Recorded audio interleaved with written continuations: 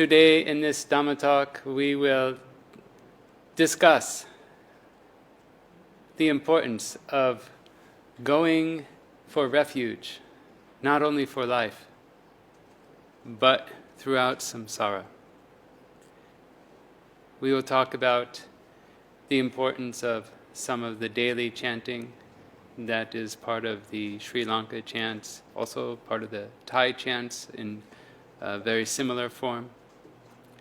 And then we will also talk about perhaps the rareness of being able to practice the Dhamma and be with the Dhamma, no matter where you are in samsara, and the importance of making a determination to follow the Buddha, the Dhamma, and the Saṅgha throughout samsara until you reach Nibbana.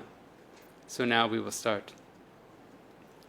Namo tasse bhagavato arahato samma sambuddhase. Namo tasse bhagavato arahato samma sambuddhase. Namo tasse bhagavato arahato samma sambuddhase. So recently I was asked to give a Dhamma talk, an anumodana talk, a talk of rejoicing in one's merits. Sometimes they say it's a talk on gratitude. But enjoying one's merits, rejoicing in one's merits for a dana that is done. And these people, they requested, on the birthday of this person, last Uposatha, that they be able to follow the triple gem for life. And when I gave my Dhamma talk, or what I will give to you today, I raised it one more level, not just following the triple gem for life, but following until samsara is ending for you because you have practiced and reached Nibbana.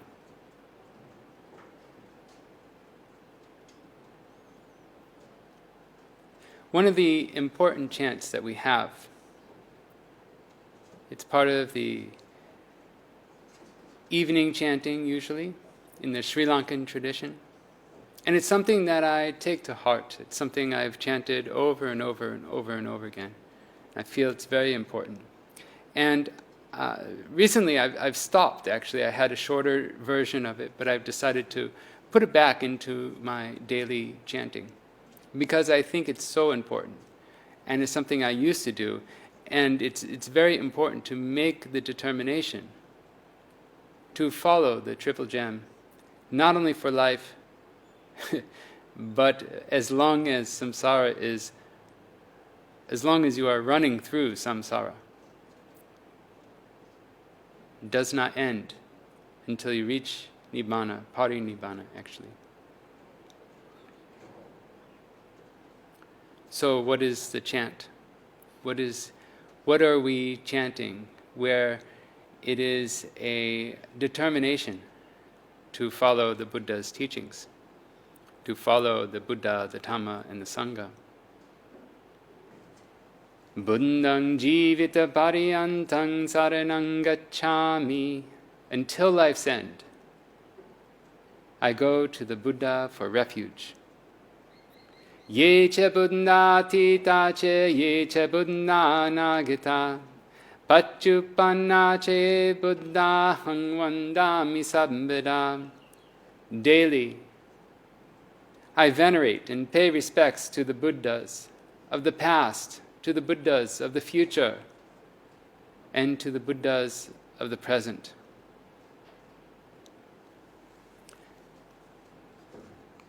Nati me saranang anyang buddho me saranang varang etena satya vanjena hotu me jaya mangalang. There is no other refuge for me. The Buddha is my supreme refuge. and by this assertion or the statement of truth, may there be victory and prosperity for me. Uddamam gena vandeyang padipam suvaruttamam buddheyo kalito doso buddho gamatutam mamam. I bow and pay my respects with the head at the dust on the feet of the Supreme Great One. If I have committed any wrongdoing towards the Buddha, may the Buddha forgive me for that. So, we normally chant the 9 qualities of the Buddha. Then we chant this phrase, these phrases that I have just explained to you before.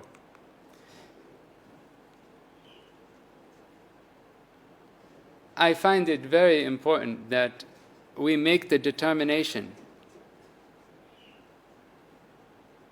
throughout samsara, because we make the determination to also pay respect to the Buddhas of the future, the past, the present, and the future. So this is very important. And not only that, of course, this life. Until this life's end, I will go for refuge for the Buddha. But we also give respect to the Buddha, to the Buddhas of the past, to the future and the present. The future is very important because if you don't reach Nibbana, your only chance is to follow the Buddha's teaching in the future lives. And so what you can do is you can put sort of like a post-hypnotic suggestion, a determination for throughout samsara that you will reconnect with the Buddha, with the Dhamma, and with the Saṅgha. It's very important.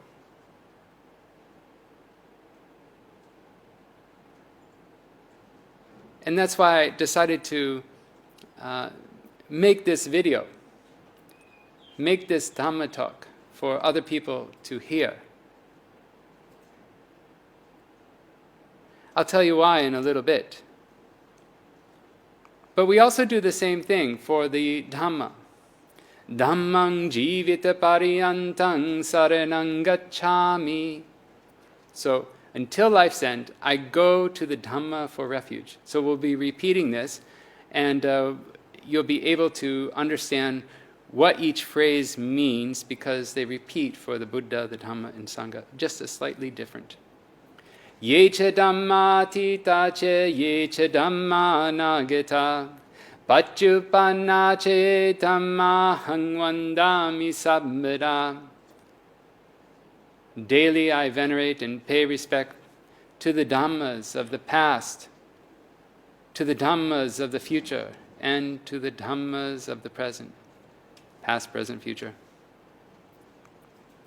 Nati me saranang anyan, Dhammo me saranang varang, etena satya vanjena hotu me jayamangalang, uddamam gena vandehang, Dhammang chedividam varang, Dhammeyo kalito doso Dhammo kamatutam mamam.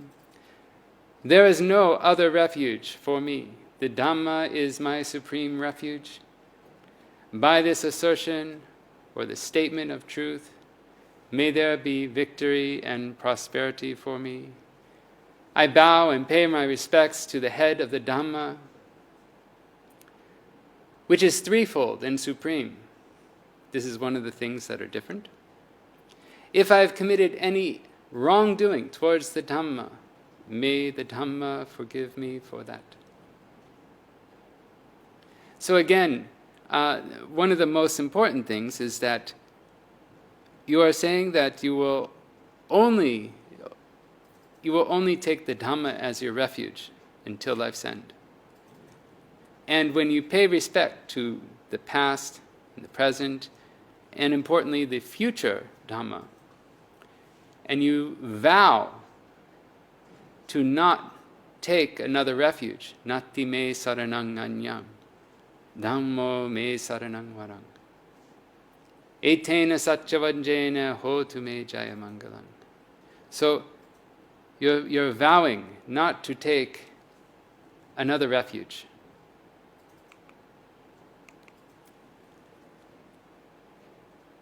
There is no other refuge for me. The Dhamma is my supreme refuge. And by this assertion of this truth, may there be victory and prosperity for me. What is victory and prosperity? It is reaching the greatest wealth of the Dhamma, Nibbana, the end of the path. And then we do the same thing for the Sangha. Sanghang jivita pariyantang saranang gacchami. Until life's end, I go for refuge in the Sangha. Ye cha sangatita cha ye cha sangha nagata patanna cha ye sangha hangwandami samveda.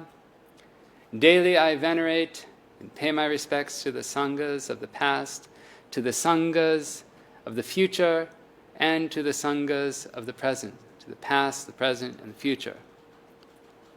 After you mention both past, present, and future, then you say, Nati me saranang anyang, Sangho me saranang varang, etena satchavanjena hotu me jayamangalang. There is no other refuge for me. The Sangha is my supreme refuge. By this assertion of this truth, may there be victory and prosperity for me. So again, after you mention the future Sangha that you pay respect, you're saying that there is no other refuge for you. And by this assertion, may there be victory and prosperity for me. This is until you reach Nibbana, the greatest wealth of the triple gem. The triple refuge, your real refuge is when you reach Nibbana. And the real peace is when parinibbana happens. When there's no more samsara, when there's the total escape from samsara. Uddamam gena vandeham sanghang cha divido temam Sankheyo kalito doso sankho kamatutam mamam. In the last verse, I bow and pay my respects with my head to the Sangha, which is threefold and supreme. If I have committed any wrongdoing towards the Sangha, may the Sangha forgive me for that. So you can see how we chant. We chant the 9 qualities of the Buddha, and then we start with Buddhang jivita pariyantang saranang gacchami. And then we do the 6-fold qualities of the Dhamma. And then we do Dhammang jivita pariyantang saranang gacchami. And then we do the 9-fold qualities of the Sangha. Sanghang jivita pariyantang saranang gacchami. And then we just continue making these determinations for each, the Buddha, the Dhamma, and the Sangha. It's very important. It's very important to have these determinations. Now, we have some people who say that we should only chant or refer to the pāḷi that is from the Buddha's words himself, the Buddha Vachana. But the question is, if you said this in English, until life's end I go to the Buddha for refuge, is there anything wrong with that? There is no other refuge for me. Is there anything wrong with that? We chant this in Pāļi so that we can be harmonious with our fellow Sangha, with our fellow community. We can speak in the common language. of Pāli, which was also the common language in India, so that we can, no matter what language we speak, and I've been to several international monasteries, and some, they don't speak any English, or I could be in Myanmar, and half of the monastery speaks Myanmar. We have the Chinese group, we have the Vietnamese group, we have the English-only group. So we can all chant together as a community. Is there anything wrong with that? No. And if you hear me speak about these topics again and again and again, is there anything wrong with that? No. Different monasteries have different schedules, but when I was in Nauena, it was part of the daily chants. And it's very important. And I feel that it's very important to make this determination. And if we do this on a daily basis, it's very important, it's very powerful, because we can develop this habitual karma. This habitual karma. Achina karma.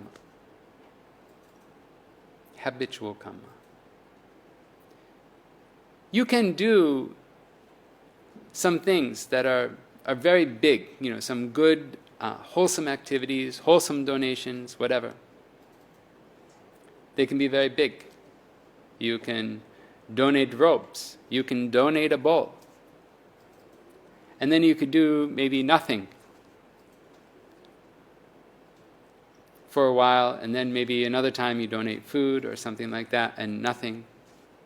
But if you donate every day, that's also much better. That's a habitual karma. But if you chant every day and you make these determinations every day, it's much more, we can't say it's much more powerful, but it's so important to do. It's so important to have a daily habit and to daily affirm your commitment to the Buddha, the Dhamma, and the Saṅgha. Not only through life, but through samsara. Because it is so rare to come across the Buddha and the Buddha's teachings and those who are following the teachings. So when we hear this every day, if we chant this every day, or you hear me talk about this multiple times, don't get bored. The Buddha, he also used to give a Dhamma talk every day. Appamadena bhikkhave sambhadete dulabo buddhu pado lokasmim dulabo manusatta patilabo dulaba kanasambati dulaba pabbaja dulabam sadnam savanam dulabo sappurisa samsevo. What does that mean? Well, first he's telling everyone to be mindful, to always be diligent and practice mindfulness and awareness. And then he tells people how rare the Buddha is to arise in the world. And then he talks about how rare the human birth is, how rare it is to get the proper requisites for the practicing of the Dhamma, how rare it is to get the pabbaja, the ordination, the renunciation. And how rare it is to get the right Dhamma, and how rare it is to get the associations with the people who are practicing well, the correct people.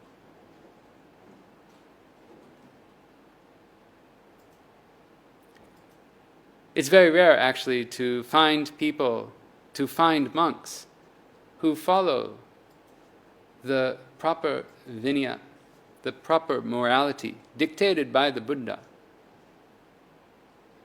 Even if we take the novice monks' 10 precepts, only 10 precepts. We have 227 rules. But if we take just the 10 precepts, even to find monks who follow all 10 precepts, or even the last of the 10 precepts, not to use money, It's very rare. It's very rare. And we say that sila is a cause for samadhi, and samadhi is a cause for panya. So they might have the correct teachings, but they can't put them into practice. Not if the morality is flawed.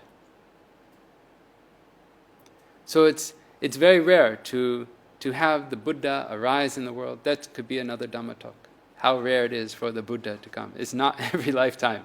It's very rare. And rare is the human birth.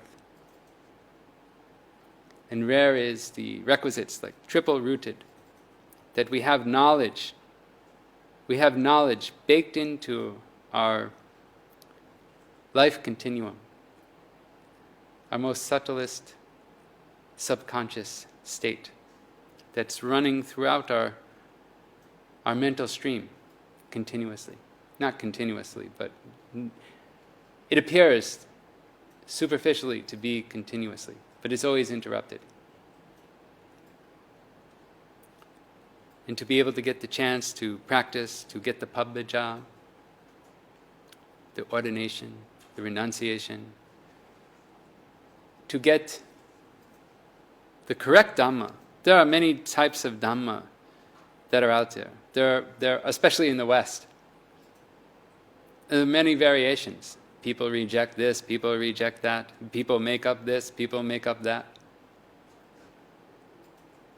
Even today, we have all the teachings available to us. And people are excluding the Theravada teachings, some of the Theravada teachings. This came later, they say. This is commentarial. And then there's other groups that are following things from other sects, that like Chinese texts that they claim are older. And then they're picking and choosing what they want to follow from multiple versions of the Dhamma. So even today, this is what is happening. And for sure, this has happened in the past. This is why we have the Katha Watu in the Abhidhamma texts. So it's very rare. It's very, very rare to get the proper teachings. And of course, the Saṅgha, or the community that follows these teachings correctly. Most Westerners, they don't like chanting. Most Westerners, they're very, very keen on rejecting ritualistic practices. After all, a Sotapanna rejects ritualistic practices. But not necessarily. They reject the idea that doing ritualistic things can lead to your salvation. That if you tend a sacred fire, that this can somehow lead to your salvation. In this way, this is what is rejected. But the Westerners, especially, they like to, and also in other traditions too, there's a whole Thai and Lao group that they don't like anything about ritualistic or chanting, anything that's not the Buddha's words. And I too, when I was a young monk, I didn't like chanting. I didn't like chanting at all. And I remember I was at Naoena. It's a forest monastery in Sri Lanka. And one of the only places I could be comfortable was in one of the rooms. We had these kuti rooms, these rooms where we could sleep that were underneath the sima, the ordination hall, or the uposatha hall. Because they have these bugs called hohapadu. They're like gnats or sandflies, and they go through mosquito nets and they just bite you repeatedly. But there, for some reason, and this is a very holy place, especially that area in the Na forest, Naoena, there's no problem with those bugs. But you have to live with many other monks sharing the same building, sharing the same toilets. not only that, in the evening, there is evening chanting. There's morning chanting too. This is where it all takes place. That's why the Sima is a very holy place. It's a very special place. And there I was, living underneath there. And people would come, the monks would come, and sometimes they talk before the chanting. And the chanting starts promptly. And because they're involved in the conversation, they don't want to stop, and they continue to chant. To continue to talk while the chanting is going on. And there I was, in my room, doing other things, trying to do other forms of study or work or meditation. And sometimes they'd be chit-chatting right in front of my room. It was a silent zone. It was a zone where people are not supposed to talk. And it would make me angry. And of course, being angry is no good, especially a monk. Monks shouldn't be angry. I mean, it's you can't really have one and the other. But it happens. And so there I was sitting in my room, and I was like, oh, I can't believe we're doing this. I can't believe this is happening. And it happens like every day. It was like a ritual too. So we have the chanting, people come, they're involved in a conversation, and then they never go upstairs, and they just chat the whole time. And so I decided, I could be in my room and be angry,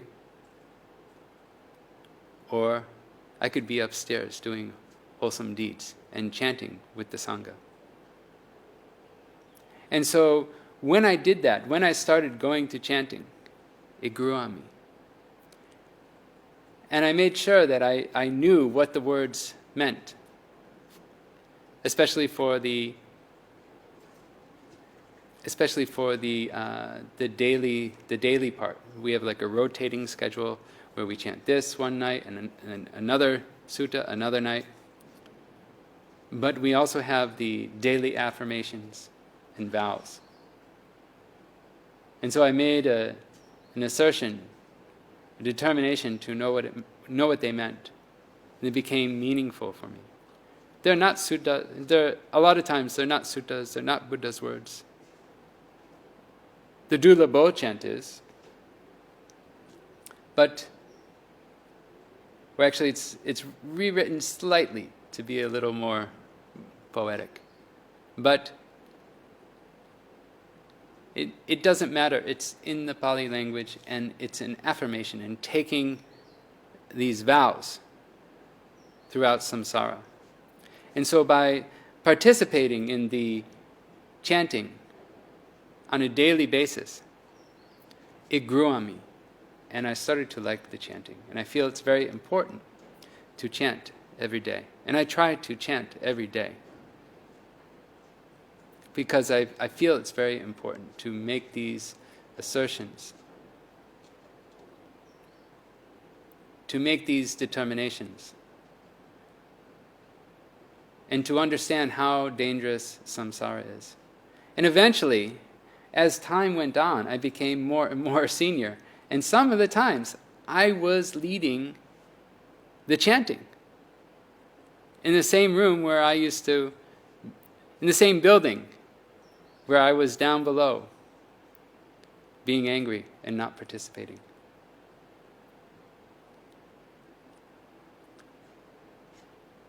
And now, I guess because of the years that I've been a monk, now I'm quite often the leader of the morning chants at this monastery.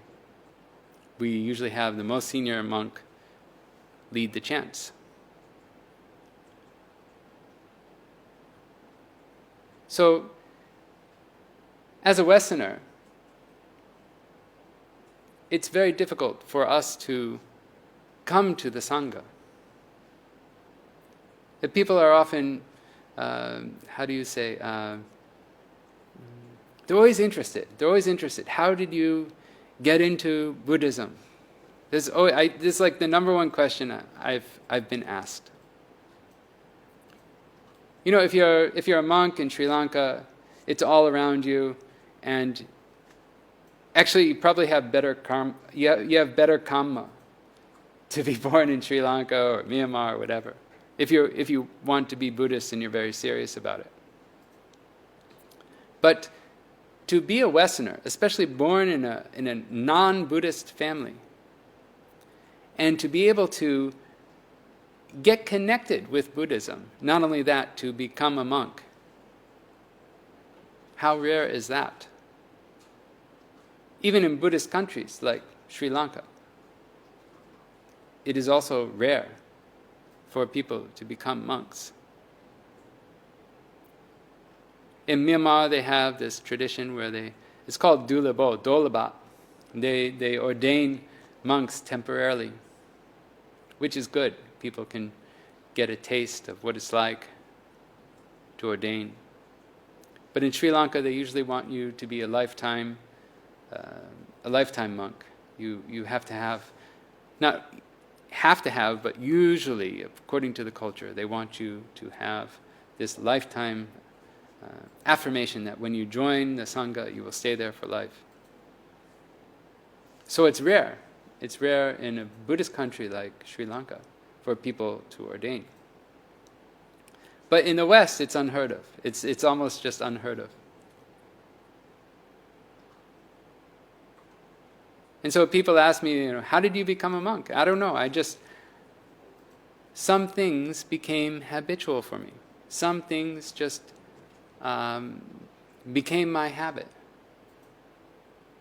So when I was in college, my first semester, I took a world religions course,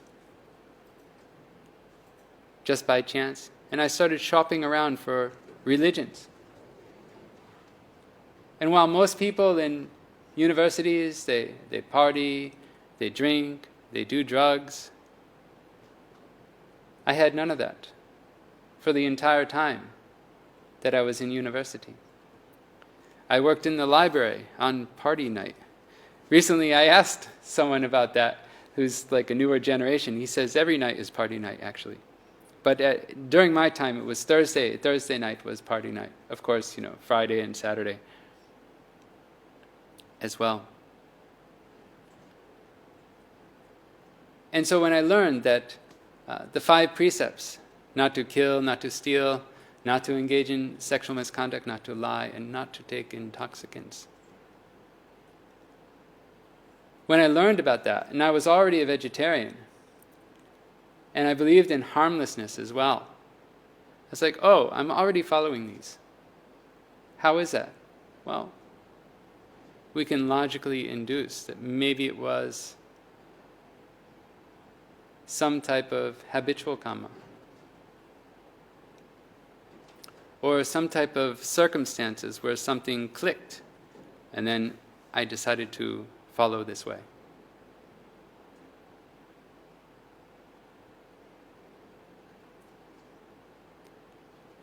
And then later I learned how to meditate. I thought, okay, I'm Buddhist, I should learn how to meditate. And so I asked someone to teach me how to meditate, and then it stuck. And I was meditating all the time. He taught me once, and for some reason I felt it was good for me to do. And I went through all these different pathways of the Dhamma, because in America we have so many different spiritual paths. But it was very rare. It was very rare in the 90s, we could say, in 89, 90s, mid-90s, to even know what Theravada Buddhism was. But slowly I started to, it was like, you have a deck of cards and you slowly put them in order. It was a little bit like that. And then after some time, everything's straight. And so first I went into general spirituality and meditation and Vietnamese Buddhism and Chinese Buddhism and Tibetan Buddhism, some of the Hinduism. And then later I learned about Theravada and I was like, oh my, this is perfect. You could feel that alignment. This is how it should be. You just know that it's right. And so, through logic, I thought it was right, and everything grew and grew and grew until I felt like I couldn't work anymore in a job because ethics became more and more important. And then I knew I had to become a monk. And through logic, we can assume that maybe there was determinations done before. Determinations like buddhang jivita paryantang saranang gacchami, ye cha buddha tita cha ye cha buddha nagata, paccuppanna cha buddha hang vandami sabbara, nati me saranang anyang buddho me saranang varang, etena satya vanjena hotu me jaya mangalang, uddamam gena vandehang paripam suvaruttamam, buddheyo kalito doso buddho kamatu tammamam. Perhaps in the past, throughout samsara, I have made these determinations to follow the Buddha's teachings, to follow the Dhamma, to follow the Saṅgha throughout samsara until I reach Nibbana.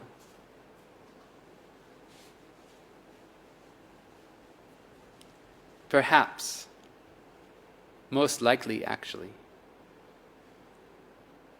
We might even say most definitely, because it's so rare to come across the Buddha's teachings, to come across the Dhamma, and to come across the Saṅgha. So rare. There could be a whole Dhamma talk on how rare the human birth is. So yeah, we could say most definitely, based on logic. And so that's why I feel it is so important that if you don't have this habit, that you start the habit today, and that you get a hold of the chanting. I'll put it in the notes. You get a hold of the chanting, you do the 9 qualities of the Buddha, and then you make the statements after the 9 qualities of the Buddha. You do the 6 qualities of the Dhamma, and then you make the statements after the 6 qualities of the Dhamma.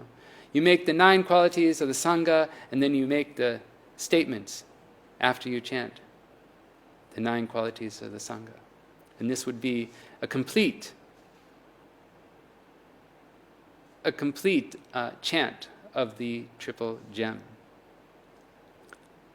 So not only can you practice for life, this life, but you can make the affirmation, the determination to only follow the Buddha, the Dhamma, the Saṅgha throughout samsara until you're successful, until you're no longer in samsara.